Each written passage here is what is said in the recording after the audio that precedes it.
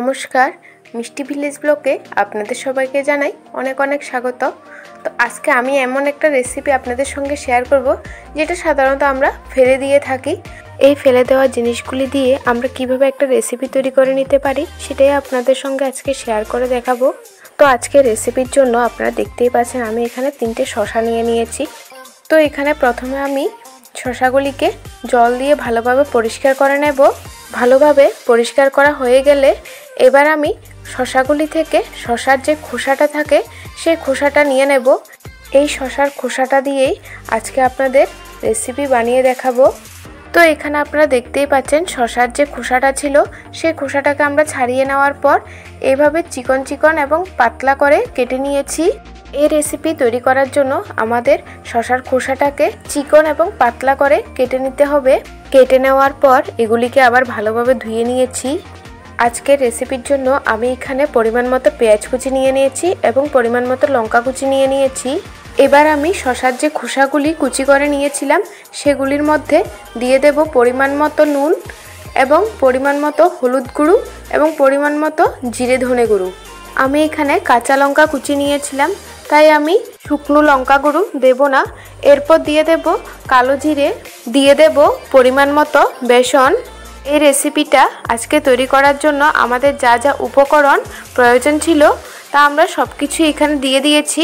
এবার আমরা ভালো করে সব কিছুকে মেখে নেব। বাড়িতে আমরা এই শসার খোসাগুলি ফেলে দিয়ে থাকি, তো আপনারা দেখতেই পাচ্ছেন শসার খোসাগুলি দিয়ে আমরা কি সুন্দর একটা মজার খাবার তৈরি করে নিতে পারছি। সব কিছু ভালোভাবে মেখে নেওয়া হয়ে গেলে এবার আমরা কড়াইতে তেল দিয়ে তেলটাকে ভালোভাবে গরম করে পকোড়া মতো করে ভেজে নেব। মিডিয়াম হিট দিয়ে পকোড়াগুলিকে ভেজে নিতে হবে।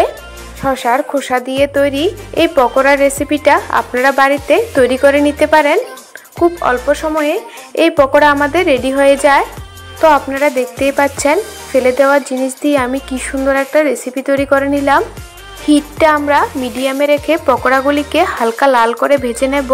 হিটটা মিডিয়ামে রেখে ভেজে নিলে ভেতরে ভালোভাবে সেদ্ধও হয়ে যাবে। এই পকোড়া খেতে অনেক মুচমুচেও হয়। পকোড়াগুলির এক সাইড হয়ে গেলে অপর সাইডে উল্টে দিয়ে ভালোভাবে ভেজে নেব। বন্ধুরা, লাইক, শেয়ার, কমেন্ট এবং সাবস্ক্রাইব করতে একদমই ভুলবেন না। এই রেসিপি আপনারাও বাড়িতে ট্রাই করে দেখতে পারেন। এখানে দেখতেই পাচ্ছেন পকোড়াগুলির এক সাইড আমাদের হয়ে গেছে, অপর সাইডেও উল্টে দিয়ে ভেজে নেব। শসার খোসা দিয়ে তৈরি পকোড়া একদমই রেডি। এবার আমরা এগুলিকে একে একে তুলে নেব। দেখতেই পাচ্ছেন পকোড়াগুলিকে কতটা ক্রিস্পি লাগছে। আজকের রেসিপি আমাদের কমপ্লিট হয়ে গেছে।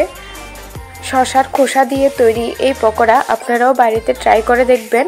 তো আজকে এতটুকুই, দেখা হবে নতুন একটি রেসিপির সাথে। গরম গরম ভাত দিয়ে এই পকোড়া খেতে অনেক দারুণ এবং সাথে শসা এবং মাংস খাওয়ার মজাই আলাদা। আমার রেসিপিটি দেখার জন্য সকলকে জানাই ধন্যবাদ।